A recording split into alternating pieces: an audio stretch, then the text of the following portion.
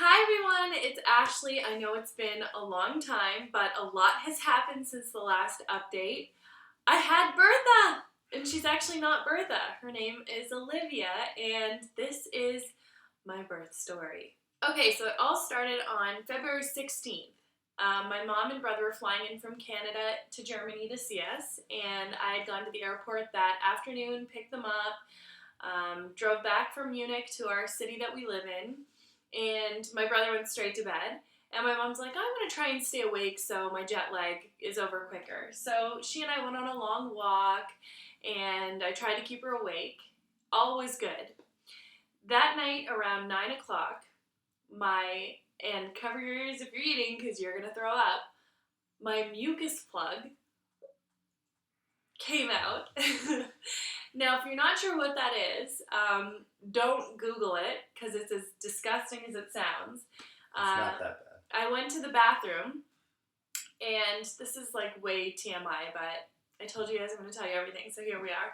I went to the bathroom, and I wiped, and I was like, Jeremy! So I'm like screaming, and he comes, and he's like, what? I'm like, what is this? It's on the toilet paper. I'm like, what is this? And I don't know, what did you think? I don't know. I didn't know what it was because I'm not very. I don't know. I don't know about that stuff, so I had no opinion. It was. It was a bizarre thing to come out of me. So panic mode. He calls our midwife, Connie, who's the best, and she says, "Oh, it's fine. It's called a mucus plug. It's what closes the cervix." We looked it up and we found. Yeah, we looked it up. Connie. Jeremy actually said, that my mucus plug looked pretty good in comparison to the ones we saw on Google Images. Yeah. I don't know if he was just saying that to be nice. No, there's some gross stuff on there. So Connie says, don't worry, this happens like in this stage of pregnancy. It will I still have baby brain. It will regrow? I don't know.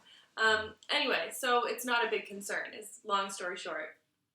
And at this point, I'm 37 weeks and 1 day. So I'm still 3 weeks out from being 40 weeks. So I'm a little nervous, but I calm down. My mom says, I'm going to go to bed. It's fine. Like, it's not a big deal. You're not going to go into labor. You have nothing else happening. You're fine.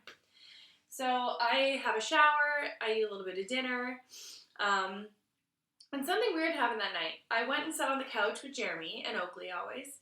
And Oakley came up and sniffed my stomach and sat on my stomach. And he doesn't usually do that. So we were like, oh, this is weird that he's doing that. He's usually on my lap. Yeah, he's always on his lap. And for some reason he was right on me. So I don't know if he sensed something or what. But anyway, we go to bed. And we go to bed around 12:30 thinking nothing.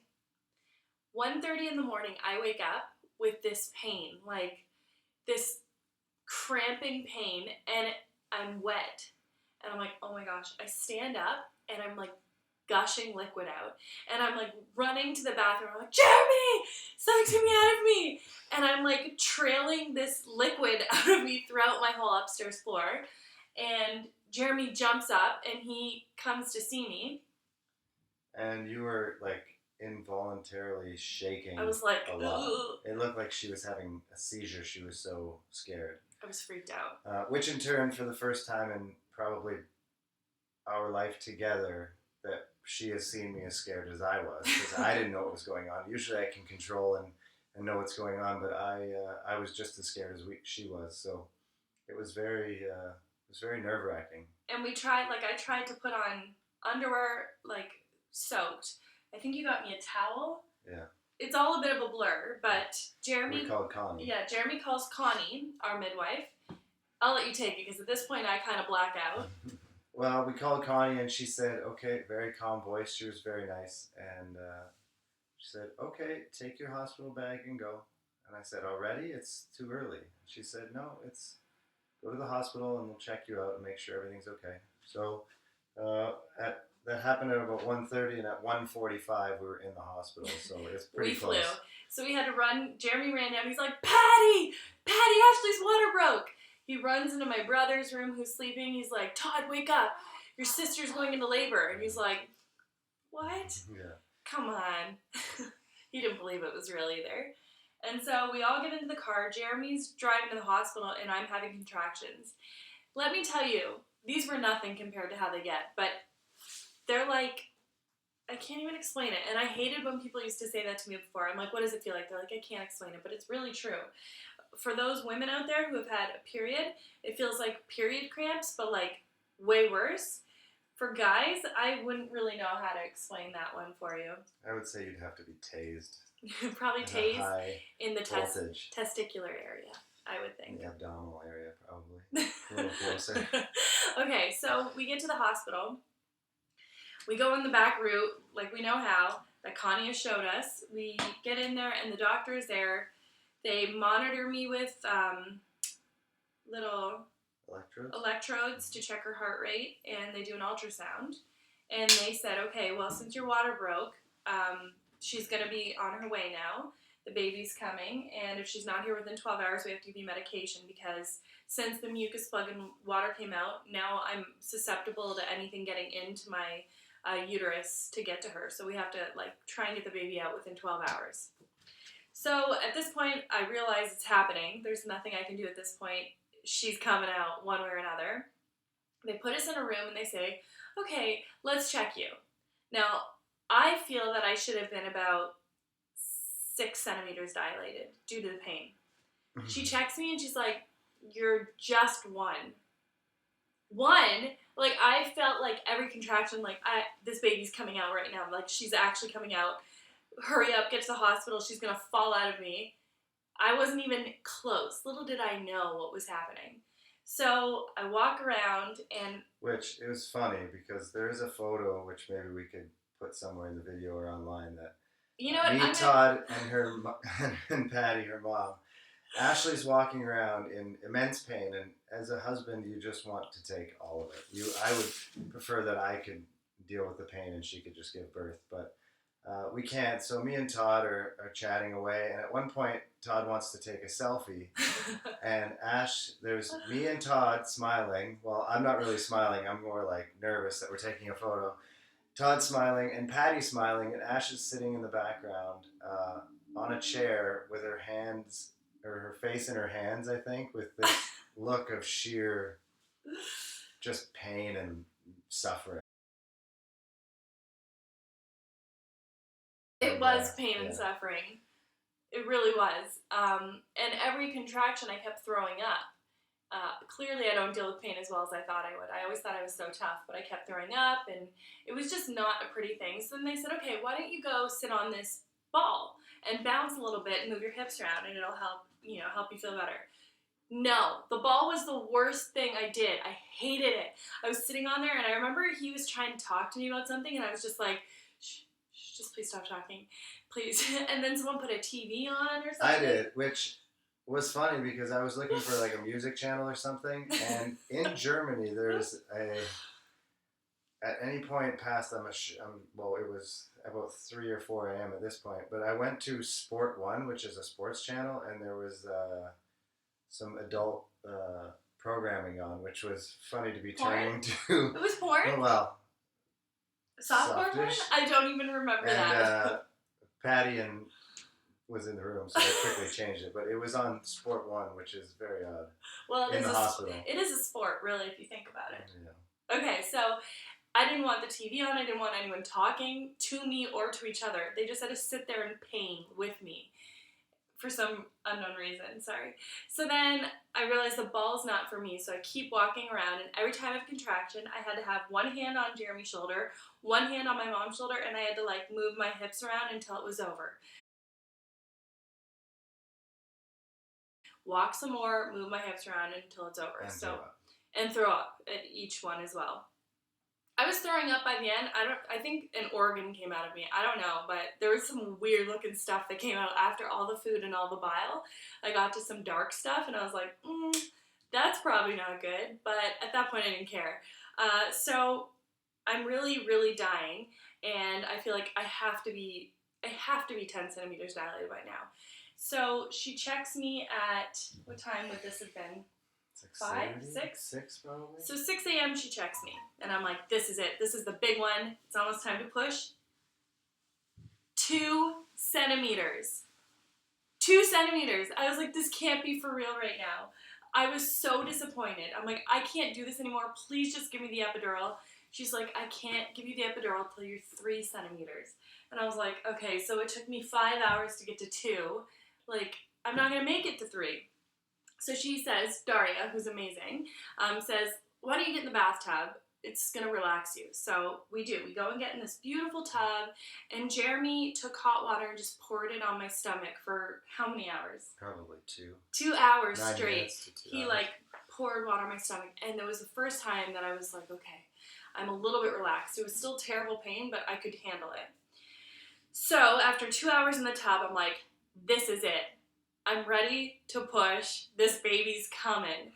So we get me out of the bathtub. I still remember standing there, like, buck naked, and, like, you know, my 9 months pregnant body, and I was shaking, and I just remember everybody looking at me and probably just judging hard, but I didn't care. One positive thing is that we were the only people in the entire pregnancy ward. The only people there, so I could walk around in my mesh underwear, and no one cared, which was nice. My poor brother probably wanted to throw up, but whatever. So we get back to the room, she checks me, and I'm like, okay, what am I? I'm still 2. I didn't progress. She's like, you're almost 3. And I was like, I just can't do it, Daria. So she's like, okay, I'll call the anesthesiologist. She was so nice to me because I really thought I was going to faint at that point. So we get into the labor and delivery room. Now things are moving. It's 8 o'clock in the morning. And the anesthesiologist comes in and he's like, okay, lean over. And this part I'm really scared for because... This is when the transfer came over too. Yeah. Claudia came in. So I went from my one midwife, Daria, to Claudia because the shift changed. And Daria spoke perfect English, and Claudia really speaks no English. So it was going to be quite an adventure for Jared and I from this point on. And I'm sure Claudia, too, was like, great, English people. So they have me lean over a bed, and the anesthesiologist is looking and looking, and I can hear him, like, kind of looking around, and he's like, scoliosis? And I was like, no, I don't have scoliosis. No. So he leans back over, he's like feeling my spine, he's like, scoliosis. I'm like, but I don't have scoliosis. Like, no, this is not what you want to hear when you're about to get a needle in your spine. So I'm shaking. Jeremy's standing, like, looking at me, just like, and I'm waiting for this guy to put this needle in my back and pray he doesn't hit anything he's not supposed to. I'm in Daria's breasts, like, cowering in them. And after about 30 minutes, it seems, of him debating, we realized the bed was on an angle. So we straighten out the bed, and he does the epidural, and while he's trying, I can hear them say to Jeremy, are you okay? And I was like, well, what's happening back there if they're asking him if he's okay to watch this? Like, something must be bad happening behind me. Well, it's kind of terrifying when, you know, I can handle most things after being in sport for so long, but to have your wife sitting in front of you, and mind you, she's shaking because she's scared, and she hasn't eaten anything in probably 18 hours or so, and there's a needle about to go into her spine, and she's shaking, and they give her something to speed her heart rate up but stop the contraction. So it was, you know, if there was a time where anything could have went wrong, it felt like it was then. So it was pretty nerve-wracking as a husband to see your wife, you know, go through something like that. And let me tell you something else. You know what's really fun for someone with anxiety? A drug that speeds your heart up right before a needle in your spine. It's a great time. It's a trip, let me tell you. All of a sudden my heart was like, grrr, and I was like, well, now I'm going to have a heart attack and die. Awesome. So he puts the needle in, and I feel myself go numb down the right leg. And I'm like, well, I guess that's what it's supposed to be. I can still feel my left leg more, but whatever. I'm happy to have half the pain taken away. And we think everything's good. So I lay back in bed, and for about 40 minutes, I'm like, oh my gosh, this is amazing. I can feel it, but it's nothing like it was before. And then all of a sudden, it's back. The pain is back. I'm like, the epidural wore off. No, I'm clicking my button. It's not working. So another anesthesiologist comes in. The machine was set to, like, every 30 minutes. 30 minutes. You could get X amount of... I think she upped it a little for me. Maybe I'm a bit of a baby. I don't know. Mm-hmm. So Then I get my fill. And he give you a full dose Yeah. from a needle as well. She stuck the needle into the actual cord, and I was like, ooh, that's bliss. I can't feel anything. She went from I would go a raging bull to a pussycat. She was... Yeah, that's how I felt. And I felt amazing. So if anyone's going to have a baby soon, I am so pro epidural, it's not even funny. Not even close. It's amazing. So as soon as the epidural's in, I'm like, oh, I'm going to brush my teeth, put a little bit of makeup on, have a nap. I feel great. So Claudia comes in again and checks my, there's a little sheet of paper that comes up that tracks your contractions. And because we had the electrode on the baby. Yeah. On the baby's head, too. Mm-hmm. Through the... She stuck it through me, up on the baby's head. So gross. And she says, you know, your contractions are really short and they're far apart. So they induce me then. And at this point, I don't care. I'm like, do what you want? Can't feel it. Feels great. Good. And so I start having a nap. We think it's still going to be a while. I think you asked how long it would be at about... They said probably like 5 p.m. And this was at about 9:30 maybe? Yeah. So we knew we had a while. My mom and brother go home to sleep. I have a nap. Jared eats. We're just chilling. It's great. Now it gets a little blurry again for me because I think I was just like dopey and tired. So Claudia comes back. And they check her again, and you went from 3 to 4 in the hour. And that was at about 9:30. And she goes, okay. She came back at 10:30, and Ash was now at 6 centimeters. So we were like, ooh, she was kind of like, well, that's pretty fast. But her contractions still weren't where they needed to be. So she was like, oh, don't worry, like, it's not going to be anytime soon. And then within another hour, she was at 8. So this puts us at 10:30, 11:15-ish.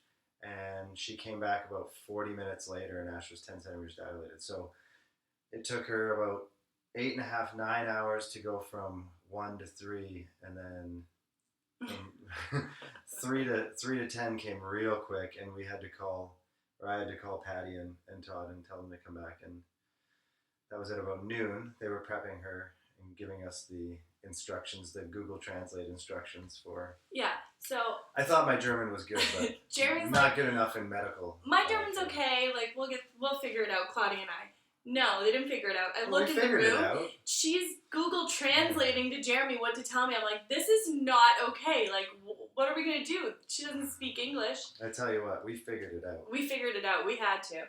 So she's like, you push and good eyes closed. I'm like, well, it's simple enough. And she was quite stern, which I needed, because if you give me an inch, I'll take a mile. So I needed somebody that was going to, like, push me. And that was my only job. My only job during all of this was to make sure that Ashley's eyes and mouth were closed when she pushed. We're not there yet, though. So I'm now ready to push. My mom gets back. My brother's waiting outside, because obviously he's not going to be in the room. And I'm just still kind of sitting there like, you know, it didn't feel real yet. It didn't feel like it was happening. I felt great. In fact, I even said to Jerry, you know, let's shoot a video for everyone that I can show them. And we'll show that to you now. Hey everybody. So you probably noticed I didn't put up a 36-week video or a 37-week video because I'm currently 37 weeks and 2 days and Big Bertha is about to arrive. We've been in labor since 1 a.m. and it's now 1 p.m., so 12 hours almost, and I'm having a contraction, sorry. Can't lift my leg up.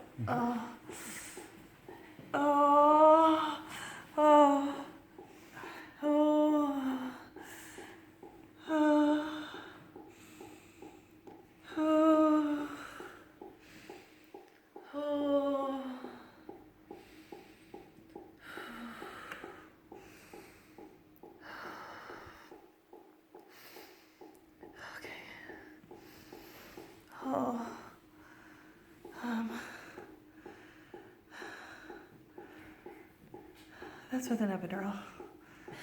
Oh my gosh. So, the next update will be showing you our little babe. Bye everybody. So as you can tell, contractions are still happening. They've now taken away my epidural because they want me to be able to feel when I push. and I had the most pain I've ever felt in my butthole. I've never felt pain like that before. And so it's in my butthole. I don't understand. The baby's not coming out of the bum, so why does it hurt there? So my brother says he's on a group chat with my family at home telling them all what's happening. And he says, I just heard Ashley yell, my butthole hurts, just screaming this through the hospital. And we were practicing my pushing, but these contractions had now centered in my rear end, and I was not feeling it at all. So they had me push, but not in the normal way they would in Canada, which I think is on your back with your legs in stirrups. Yeah. They had me pushing with one leg up like this, in the middle for 3, and then one leg up like this. So we kind of like went back and forth, 3, 3, 3, 3, 3, 3. And each time, as Jeremy said, they wanted my eyes shut and me to push as hard as I can. My only job. Jared's only job. And Patty's job was to stay behind me. I'll let you know that both of the people in the room with me did not do what they were supposed to do. I faltered one time. Patty faltered hard the whole time. It was early on, but it was, I don't know, I was into it. You can't tell me to do something like that on 0 sleep and all that excitement. But I did get a very stern look and, what is your job? And it never faltered again. So, I guess maybe her eyeballs will pop out if her eyes are open. That's what we think. That's why I think that had to have it been has to be shut. It's probably something to do with pressure and. Yeah. So at about 11:40, we start pushing for real. So my mom's in the room. No, not 11:40. 12, 15, 12:30. Oh yeah, I'm totally wrong. I'm way wrong. Sorry. I'll let Jeremy tell this story because I actually don't know what happened. Yeah, well, you were a little out of it. So by this point, her epidural has to wear off enough so that she can push and feel and kind of help the midwife, Claudia, to kind of let her know what she's feeling. So we did a trial run. I think she did a push at 12:15, 12:20-ish, just to see if indeed it was time for her to really start pushing the baby out. And she said, okay, stop. And she went back, and then she came in, and then it was time to get down to business, which I obviously failed the first time to tell her to close her eyes and mouth. But Ash was pushing really hard, and then Claudia yelled, stop. And we were like, oh, after like 3 or 4 pushes. And she goes, okay, I have to go call the doctor. Which, in Germany, the doctor only comes if there's something wrong. So it was slightly concerning. Yeah. Would you say? And I had wanted a doctor in the room with me to have the baby. And she told me, no, doctors only come if there's an issue. Well, why are you calling the doctor? And then if there's no issue? And I said, what's wrong? And she said, oh, no, nothing. So, like, okay. Yeah. So nothing was wrong. So we continue on, and Ash is pushing really hard. And it's amazing because I half kind of expected Ash to go, this is too hard. This is just too hard for me. I'm like, not doing it. Take me under the knife and we'll get this over with. But she was so amazing. And Claudia and the doctor were really guiding us along. And I was just, my job, I made sure her eyes were closed. And I just remember saying, push. Whenever they told me to push, I was just like, push. And I was breathing. I was probably more panicky than Ash actually was. She seemed very calm and focused on the task at hand. One point through it all, Claudia says, okay, stop. And she asked, she's like, would you like to feel the baby? We were like, what? And then I realized that the baby must be crowning, and I knew Ashley didn't really want me to feel it, but I said, Ash, you really should do this. This is probably an amazing thing for you. Please do it. And I did it, and it was disgusting. Yeah, she stuck her hand up, but I will never forget the look on her face. What was it? It was shock, awe, and there was like amazement.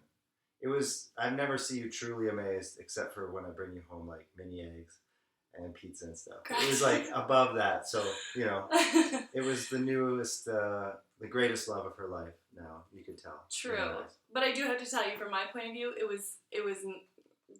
I didn't like it. I like it now that I think back on it, but in that exact moment, I was like, it's just weird. It's a weird situation. So. And my brother, I later saw in the group chat, he sent a voice note, and all you hear is me like, oh, and Claudia's like, yeah, push, yeah. So she was giving me good directions to get that baby out. Mm-hmm. And so this is where Patty comes into play. My one rule was stay behind. I don't need anyone up there except the people delivering the baby. Where's Patty? Standing at the front like, oh, like her face right down there. I'm like, what are you so big? You had 5. Like, you've been through this. Yeah. But no, she got a front and center view. I'm surprised you didn't pull out some popcorn and just, like, enjoy the show. Yeah.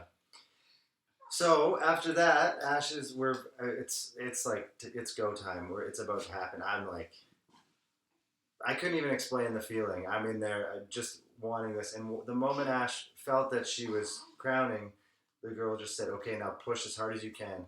And Ash got Olivia out in like 2 to 3 pushes after that, which was an amazing feat. I didn't know this was an amazing feat. It was an amazing feat, and I'm extremely proud of her. But all of a sudden, I heard her say, "Stop," and I looked down, and there's just a head out of Ashley, coming out of Ashley, and it's the back of her head, and there's black hair,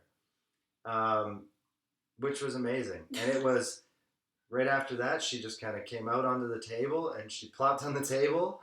And the lady, I don't like the word plopped, but thank you, Jer. Well, she did plop on the table. That was the sound it made. It's like, and when they said, I think when someone said, "Oh, she has black hair," did I say, did she have 10 fingers and toes? No, that was after. Oh. Yeah. So she came out and hit the table and umbilical cord and everything, and I said, "You did it," and it was. You cannot explain the feeling. It was. The moment I saw her come out, she was like this little, she was all curled up and red, and she had white stuff on her, and I just remember Claudia picking her up and putting her right on top of Ashley. She tossed her onto my chest, and I was like... umbilical cord and everything still attached. You know, you think that you're going to cry, and you're so overwhelmed with emotion that you can't do anything. You freeze and you just stare at this amazing person that you just created, and it was the best moment of my life, 100%. Same. It was wild. Mm-hmm. And she screamed. Oh yeah, she came out screaming and hungry. She was like...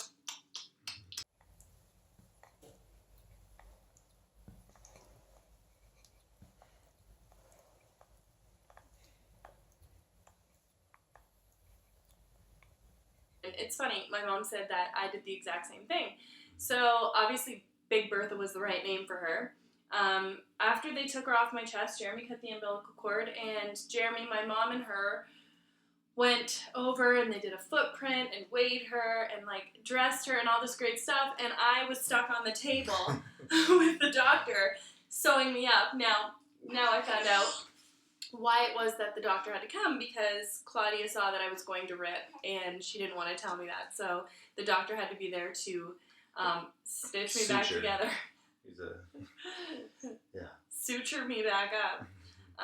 And so for about half an hour I was stuck on the table just watching them be like, "Oh, the baby," and I was like, "Oh, what'd she look like? Is she cute? What's going on?" You did get first hold though, so you're... Kind of, yeah. It was a blur. I don't know what happened. So after they put me back together, they put me in a bed and they wrapped Olivia up and gave her to me. Yeah. Are you hungry? Yeah. We used to eat pizza and pasta every night. And it was just crazy to look down at this little baby and know that, like, that's her. That's the noise she makes when she's hungry. Yeah. She's crazy. And then they were like, "Okay, breastfeed. Just put her on your boob." I always imagined you just like put the baby to your boob and it just like happens. No, it did not happen. It was so painful. It took me a long time to get breastfeeding down, and I still don't have it down, but it's a bit better, but I'm pumping quite a bit. But that's unimportant, because the most important part is our hungry little bear, Olivia. Say hi. Say hi, everybody. Say hi. Say, look at my chins. Yeah. Say, look at my chins. So she has the bluest eyes like most babies, and she still does after almost 8 weeks of being in this world. She looks like her dad, me. That's another annoying thing. I carry this baby for 9 months, and she comes out looking like her dad. And when I breastfeed her, sometimes I look down and I just see Jeremy like, and it trips me out for a quick second. So I'm hoping she starts to look more like her mommy soon. But this is Olivia, and she wants to say thank you. Say thank you to everybody for all the support that you gave mommy, and she's very excited to share this journey with you. Say, my socks don't match my pants because my mom couldn't find my good socks. But that's okay. Welcome to having a child. Outfits never match. Never. And you drink a lot of this. Coffee. Always on hand. For me anyways, not for Ash, unfortunately. Yeah, so it's been a wild ride, but an amazing ride. She came out at 7 pounds, which was pretty good considering she was 3.5 weeks early. And I can't imagine how big she would have been had she been 40 weeks. Or 42 weeks. Or Oh no, that would have not happened. Yeah. And thank you guys for your patience with this video. I've just been being a mom and getting used to it. She's been doing an amazing job. It's not work for everyone, I can tell you that. It takes special people to care for a child, and Ash does an amazing job. Oh, thank you. I got a good helper right here, and I got a pretty great baby. I'm like the sous chef. Yeah. It's the one thing in life that I actually do all of it for, and he just helps me out. So that's our birth story. It was fast and scary and amazing and terrifying. And now it's 8 weeks later, and it feels like it was yesterday. And it's 8 weeks ago. We can't even believe it. But I will be back to update you guys with what happened in her first month of life. And thank you everyone for all the amazing messages, and we love you guys so much. And say bye, Olivia. She wants some food, stat. She's about to scream. So we'll say goodbye now before it gets loud in here. Say bye. Bye, everybody.